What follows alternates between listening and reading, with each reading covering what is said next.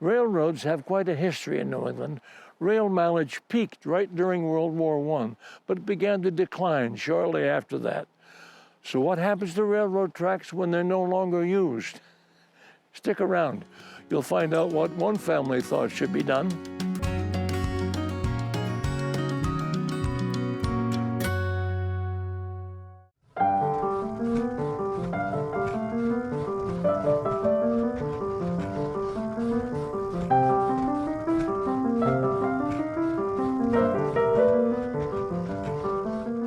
Welcome to Windows to the Wild. I'm Willem. Over 170 years ago, the Northern Railroad laid track that carried freight and passengers into central New Hampshire. Well, the Northern Railroad now is long gone, but some of the track remains. There's a section of it right here that has come to be used for something quite different from its original purpose. Now, joining me today to discuss this transition, this transformation, is the guy who did it, Gary LeBlanc. Gary, it is such a pleasure. Pardon me for not rising. And that's fine, Willem. But you're the guy who did this, right? Yep. I saw a purpose for old rails that weren't being used for anything. And we cleared the track and built these bikes, and people have been enjoying it for the last 4 years. Where did the idea come from? You know, believe it or not, I saw it on Facebook. Another company was doing it in the U.S. Ah. And you built these, I guess you call them cars, right? We call them rail bikes. Rail bikes. Yep.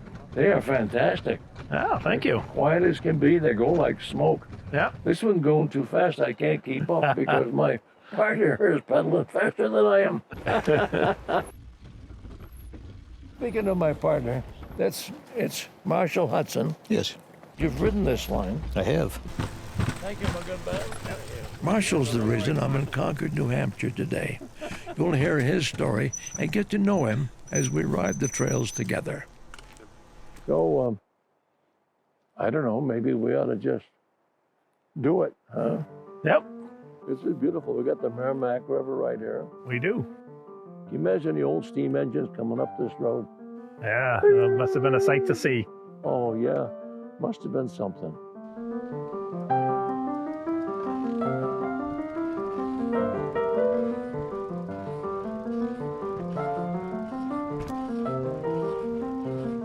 Now, before we get too far down the track, a bit of history. You're looking at the last remaining section of the Northern Railroad. The ties and steel rails were laid down in 1846. The tracks extended nearly 70 miles from Concord, New Hampshire to White River Junction, Vermont. The railroad moved a lot of freight and passengers until 1890. That's when it was taken over by the Boston and Maine Railroad.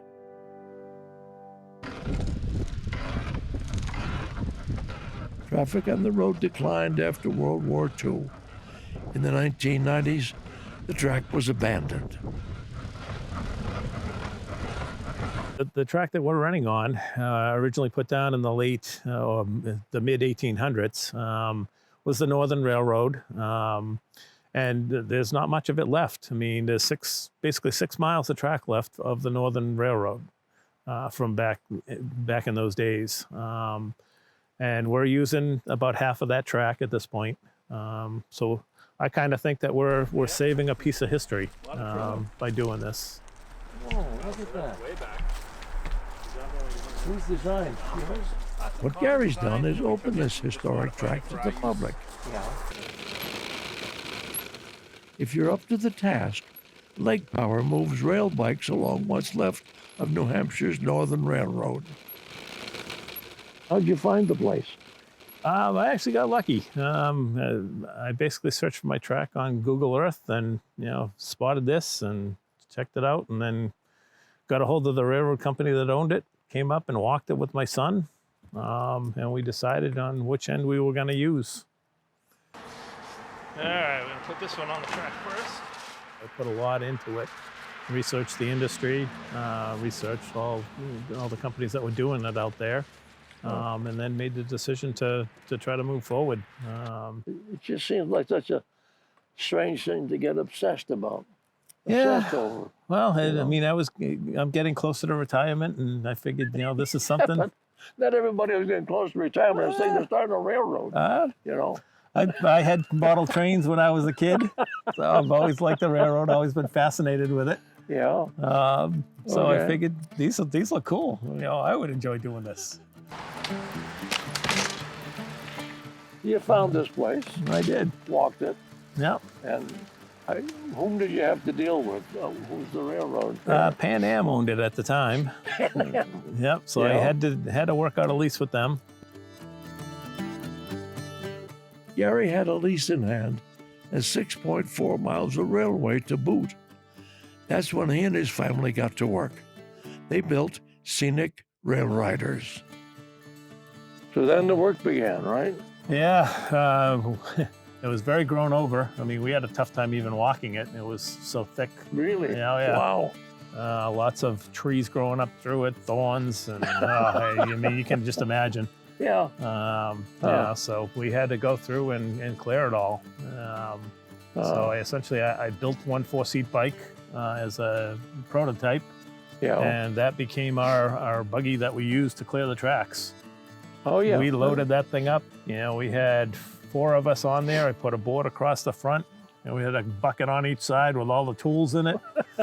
Sat my daughter on the board in the middle, on the front bumper up there, and the 5 of us went down the tracks. We kind of looked like the old Clampets back in the day.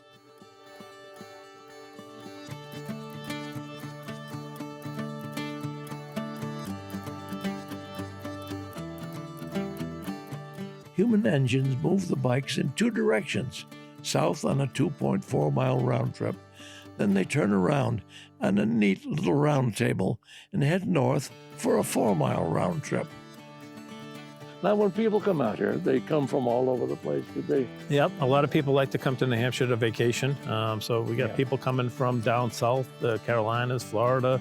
We got people coming from California, Arizona. I mean, they're all coming out, and they get here and they want to do this, which is kind of incredible. I'm attracting people from all over the U.S.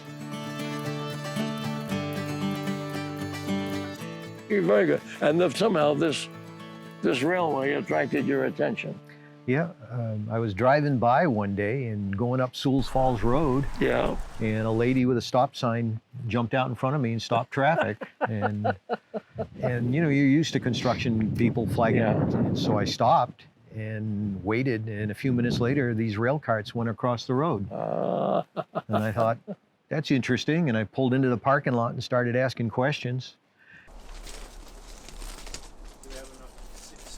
I mentioned earlier that I'm here because of Marshall. I read a story about the RailRiders in New Hampshire magazine. It intrigued me, and I had to meet the person who wrote it. Now, Marshall, you don't spend your life running up and down this little bit of railroad with visiting videographers, right? Not usually, no. But you're a licensed surveyor. I'm a land surveyor, You're correct? still working at it? Well, I'm retired. I've kept my license, Yeah. so I still do a little bit here and there, but I'm good. retired. Good. And you've been a farmer? Born and raised on a New Hampshire dairy farm, and I grew up with cows and stuff, so I kept farm, and I own a little gentleman's farm now. And you're writing? I don't consider myself a writer, but I've been writing lately. I've been writing for New Hampshire magazine. Yeah. I've read some of that stuff. You're good. Well, thank you. I hate to admit it, but you really are good. You make me jealous. Well, thank you.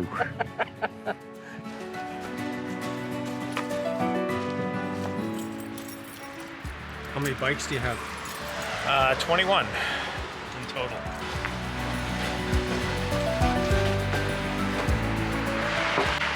I see they all have names. They do.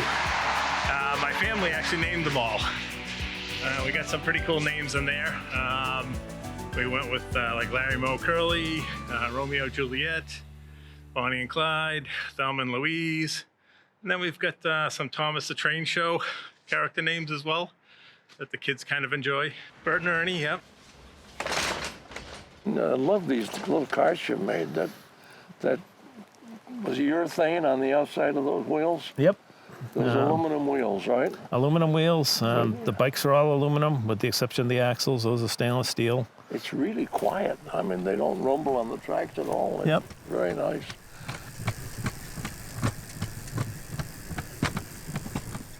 Yeah, no, and the lips on the wheels actually hit the joiner plates, just tick them, so you kind of get the railroad feel as you're pedaling. Yeah, right. Yeah, you get the da-dum, da-dum, da-dum.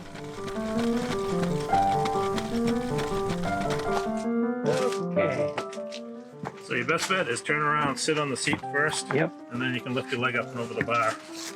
Now, if you're wondering, as I was, about the effort it takes to pedal a rail bike, keep this in mind. I have more metal in my leg than you'll find in a small hardware store.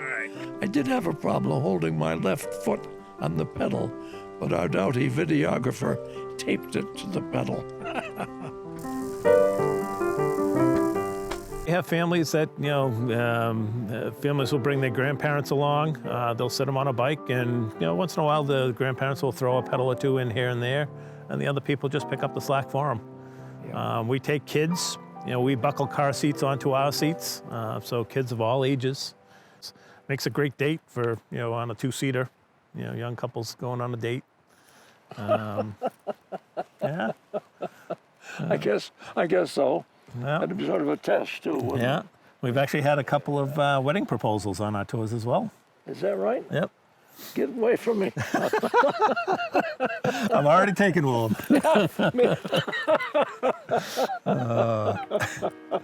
Yep. In fact, we had a couple propose right over here by the picnic tables at this right? end. That's and then great. another couple proposed at the bridge at the other end. Did they both say yes? They did. Oh, hallelujah. Okay, Yeah. good.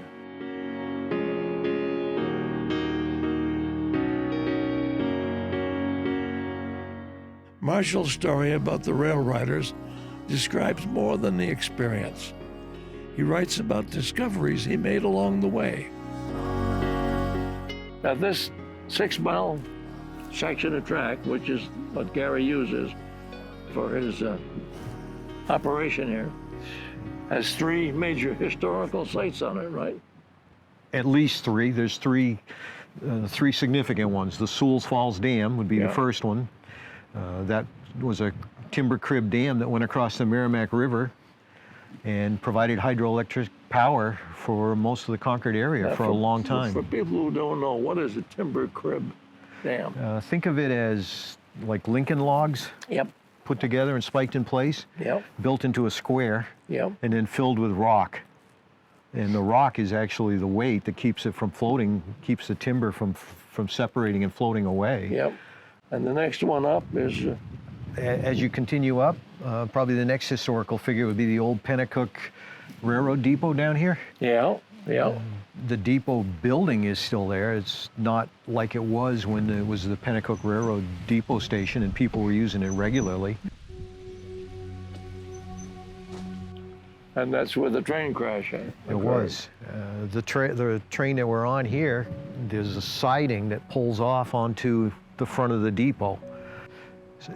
High school kids got the blame. I don't know that they ever proved it, but some high school kids with a rifle shot the padlock off the switching post. Yeah.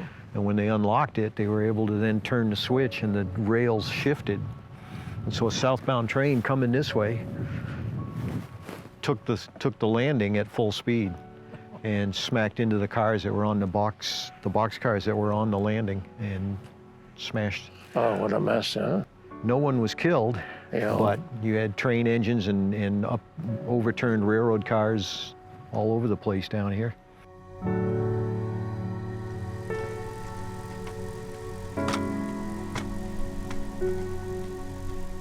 The third historic site is just up the tracks from where we are. On a small island in Boscawen. It's a statue. Hannah Dustin stands 35 feet tall. She holds a hatchet and scalps. Her story is not an easy one to tell. So this is, as far as we know, the spot where Hannah Dustin committed her Deed? deed. Yeah, that's good, yeah. 1697 down in Haverhill, Mass. That was the frontier at the time. And there was friction between the Native Americans and the English colonists. Yeah. And there was a raid on the colonial village. Some say it was inspired by the French. They encouraged the Native Americans to attack the village. Yeah. They did. They burned houses and they killed some 20 or 30 people in Haverhill. And then they took captives, including Hannah Dustin, her newborn baby, and their nurse. And they were bringing them to Canada, either to sell to French for slaves or for ransom, to ransom them back to the thing. Yeah.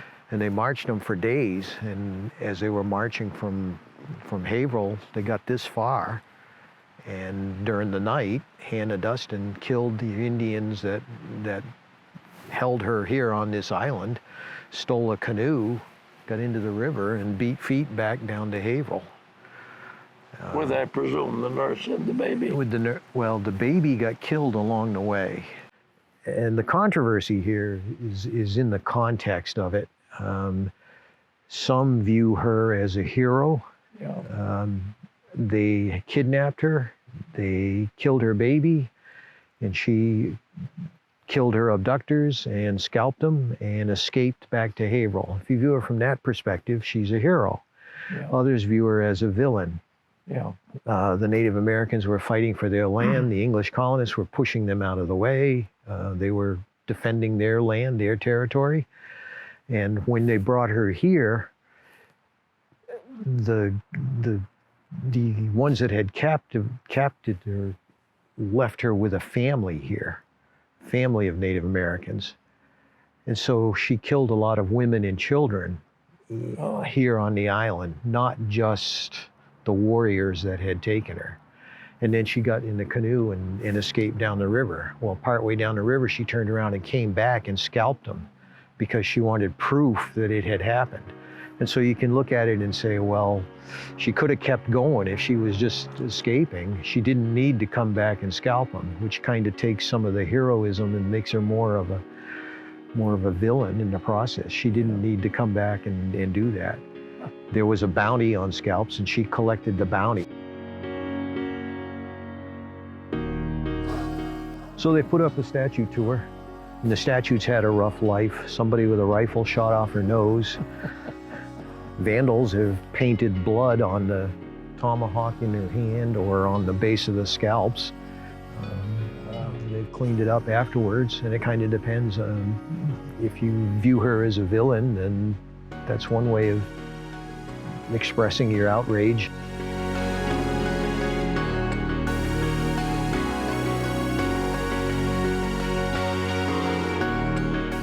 Marshall's work as a land surveyor helped him find this story. There are other gems he's discovered along the way. Many of them end up in New Hampshire Magazine. You got one every month now, right? I do. For the past 6 years, I've provided one a month. The last couple that I've written that I've enjoyed, one of them had to do with a dam up in Warren, where I was working with the dam construction crew up there. And we'd poured concrete that morning and then take a lunch break. And while we were having lunch, Bigfoot came walking out of the woods and joined us for our little lunch break. And I think that's a pretty neat experience. How many people do you know that actually have had lunch with Bigfoot? None of whom I would admit to knowing, I can tell you that, Well, except you. Now you know what. So that was a favorite story. Yeah. Another one had... Did he speak English? Yes. And he eats Pringles potato chips. I'm on the case. Yeah. Okay. Yeah. Another?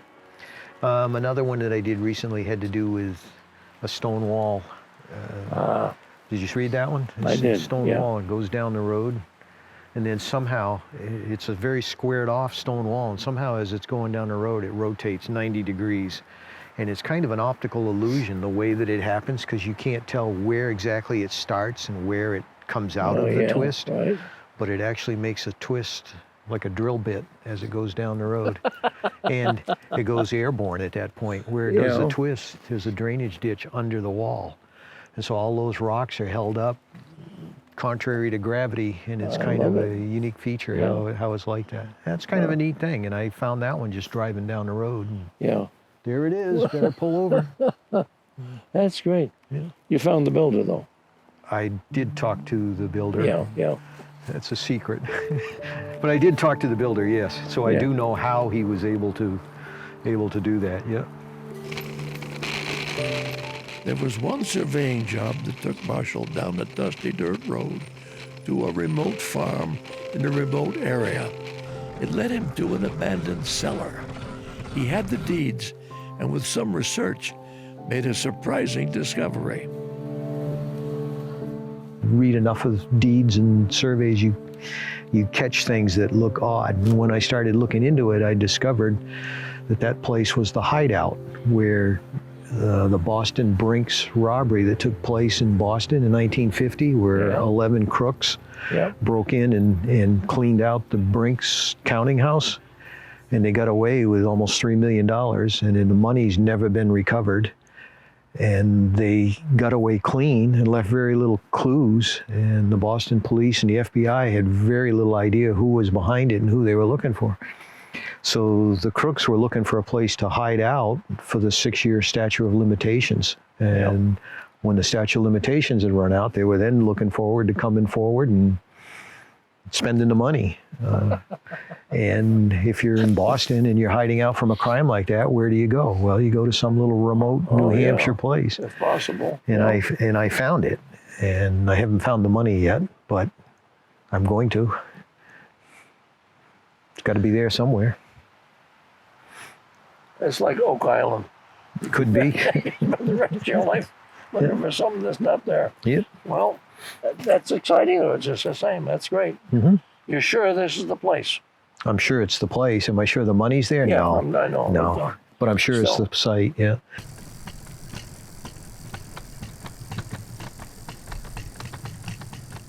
Back on the tracks, visitors can write their own stories. When you're outdoors, you know, anything can happen. Occasionally we see some deer out here. The deer, they'll walk right across in front of you, down the track. And they'll turn their head and look at you, and as you get closer to them, then they'll jump off and scoot through the woods on you. So it's kind of cool. It is nice, yeah. Now, this is obviously a different experience for them from... Yeah, well, I they've mean, how often and where can you go to actually pedal on top of the railroad tracks? Yeah. And it's a kind of a novelty idea initially. Yeah. And then, I mean, we run along the Merrimack River, so we have some nice views to offer as well. So they get their exercise. They do. It's a light workout for people. And, as long as you have everybody pedaling on the bike, it's not that big a pedal. As long as everybody... Everyone's on the pedaling, bike, yeah. okay. And I'm just glad that we get to actually use it. And before they try to rip it up and make it a rail trail, people can enjoy, riding on the rails and seeing a part of Concord that most people don't see. It's nice. But you're right in the middle of the city, sort of, but you're not. Yeah. I mean, Yep. You can't hear any cars going by or anything. All you can hear is the river running out here. it's lovely. Doesn't get much nicer than that.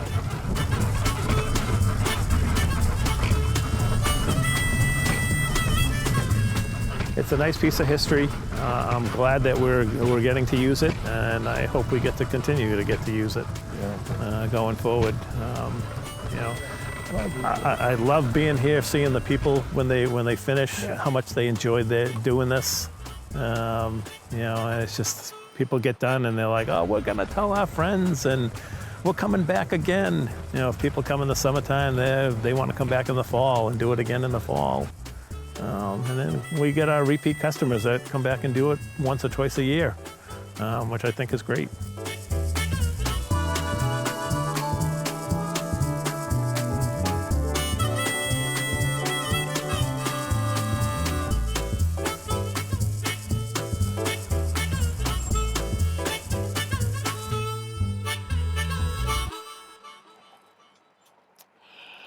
Well, as you can see, we've kind of petered out a bit, slowed down at the end of the run.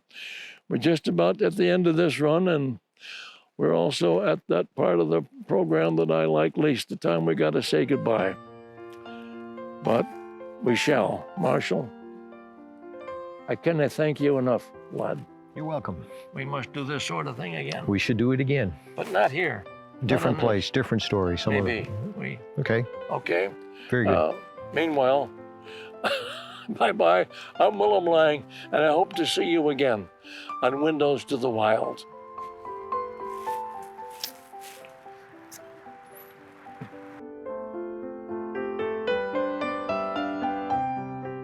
Support for the production of Windows to the Wild is provided by the Alice J. Rain Charitable Trust, Bailey Charitable Foundation, and viewers like you. Make a gift to the wild and support the Willem Lang Endowment Fund, established by a friend of New Hampshire PBS. To learn how you can keep environmental, nature, and outdoor programming possible for years to come, call our development team at 603-868-4467. Thank you.